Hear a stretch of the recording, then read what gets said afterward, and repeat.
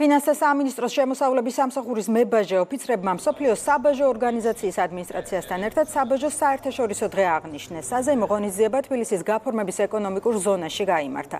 მებაჟე ოფიცრებს პროფესიული დღე მიულოცეს ფინანსთა მინისტრმა, შემოსავლების სამსახურის ხელმძღვანელმა და საბაჟო დეპარტამენტის უფროსმა. სამსახურებრივი მოვალეობის ღირსეულად შესრულებისა და მჭიდრო თანამშრომლობისთვის მსოფლიოს საბაჟო ორგანიზაციის მიერ დაწესებული ღირსების სერტიფიკატები გადაეცა საბაჟო დეპარტამენტის 20 მებაჟე ოფიცრებს. საბაჟო საერთაშორისო დღეს ულოცავ ჩემს კოლეგებს. ეს დღე აღინიშნება 180 წევრ ორგანიზაციაში.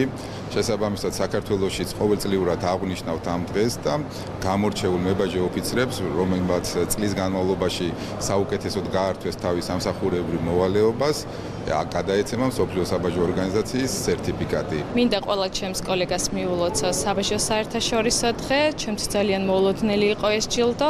მინდა ვუსურვო მათ წარმატება.